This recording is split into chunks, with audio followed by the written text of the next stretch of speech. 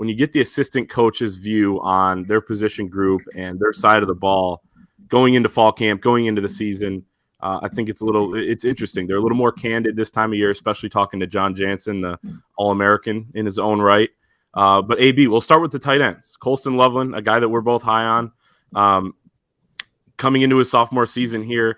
And Grant Newsome was telling a fantastic story about how Jake Butt, two-time All-American, played with Grant Newsome there 8-9 years ago at Michigan or 6-7 years ago.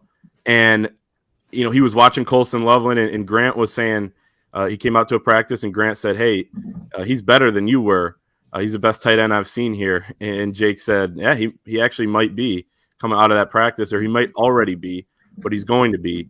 I think that's a little bit of a stretch. I think Jake's being a little bit, a little bit modest there. But what's the ceiling for Colston Loveland this season and then the rest of his career? I think the ceiling, to quote Michael Jordan, the ceiling is the roof, right? I think that Colston Loveland can be. Now, listen, I think people forget sometimes just how ready Jake Butt was out of the box. I think he had 45 catches combined his first 2 years, which that's when you spread the ball around, that's quite a bit.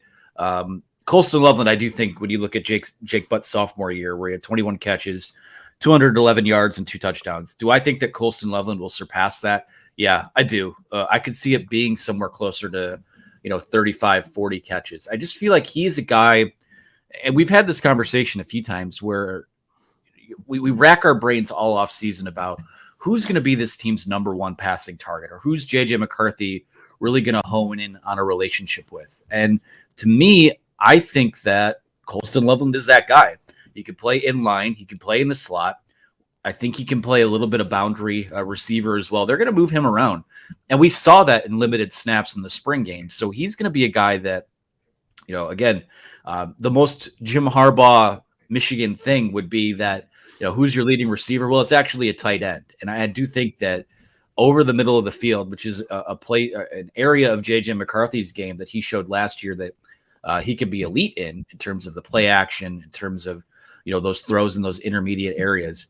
I think those two have the chance to feast together. So it's tough to put a ceiling on a guy when he could be here for 3 or 4 years. But in terms of what he can be through the prism of compared to what Luke Schoonmaker was, compared to what all these guys dating back to Jake Butt have been, I think he can be at least as good as Jake Butt. And given his versatility, I mean, he does have a chance, I think, to be the best tight end that Jim Harbaugh's had at Michigan. Yeah, and Joel Honigford said that at Pro Day, right? That he could be one of the best tight ends that Michigan's ever had. Michigan's had a lot of really good tight ends going back, years and years. Jake Butt being one of them. I think they're just different players, and I think I could see Colston Loveland being better. Jake Butt set a really high bar, though, being one of the few two-time All-Americans in Michigan football history. But I wouldn't put a ceiling on Colston Loveland either. One of the most interesting things, really one of the things I'm most curious to see about Colston Loveland this season is his blocking. He was in there. He got blown up a couple times last season. Wasn't maybe trusted as much. Had to do more of that towards the end of the year, especially when Luke Schoonmaker was hurt. And, I think Michigan could have used him out there. Obviously, they could have used Eric All throughout the season. But one of the more encouraging things that Grant Newsome talked about was his issues blocking. Were not with, maybe he needed to clean up a couple technique things, but it's not like this guy can't do it. He said it was mostly about cleaning some of that stuff up and also the strength. And then when you talk to Colston Loveland, from the end of the season to now, I think he's already gained over 10 pounds, he said, and is right there at 250 pounds. I think that's going to be big for him. And then going into the rest of the tight end room, AB, I mean, I think it might be, so I power ranked the position groups on offense way back in January, and the tight ends came in last on offense. I have since moved them up in our article that came out last week. I do have the wide receivers last. We'll get to them in a second. They may be a little bit underrated as well, but I feel better about this tight end room now. AJ Barner's come in. I think he's going to be your guy that can really be the blocking tight end. Max Bredeson's going to be kind of your fullback type. Matthew Hibner broke out in the spring game. Grant Newsome brought up the turf monster that got him on that long catch and run that should have been a touchdown. And then Marlon Klein is the guy who could be the surprise. Grant Newsome said he's in that top 5 of guys that he trusts right now. Is this tight end room? You know, we talk about Colston Loveland a lot. AJ Barner gets some shine, although I think maybe he should get a little bit more. But your feelings overall on this room? I think it's maybe a little deeper than I thought coming into the season, and that's why in our latest power rankings heading into fall camp, we moved them up a little bit.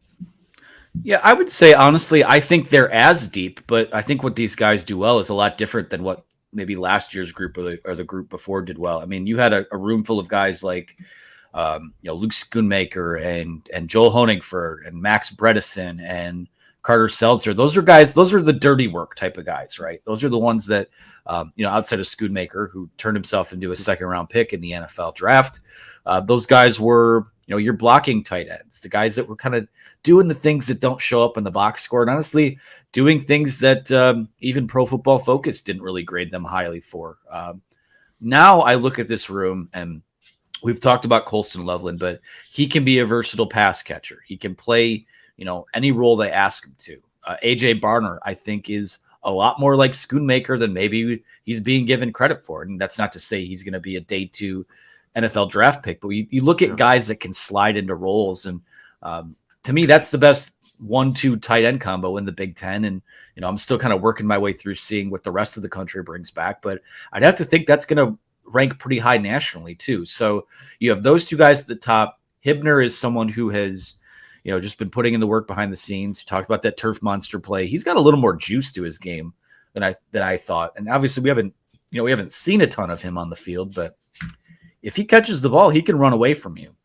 And I think that Marlon Klein is a guy that, it's probably needs another year or 2 in the lab, or at least a year until he's, higher up on the depth chart. But that's a guy that came in raw. And I remember people when he was recruited saying that the Michigan coaching staff said they reminded him of Travis Kelce or something like that. So you have a room that is as deep, because I do think this room can go 4 deep, 5 deep in terms of the guys that get the bulk of the playing time.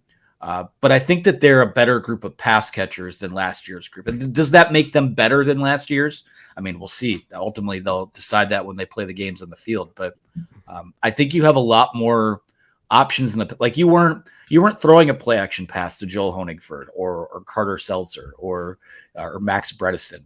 I think that you have maybe 3 to 4 guys in this group now where you can say, hey, you know what? We're not just bringing you into the game to block, but we think that you can do some damage for us over the middle of the field. And I'm excited to see how that develops. It is not, I would definitely rank them right now ahead of the wide receivers. No doubt. Yeah, I think that's a good point. Last year, they were kind of a little bit more, not handcuffed, but there were guys that just had a specific role. They could do one thing well, maybe a few more complete guys. And if Matthew Hibner, can prove that he is a complete guy, he's been a guy who's just been waiting around forever in one of the most talented groups on the roster. And now it seems like, he could have his time, and he's got a couple more years of eligibility. So he could end up being a really good one himself. And if Marlon Klein comes through and is a guy you can trust, then I think that is a pretty deep room.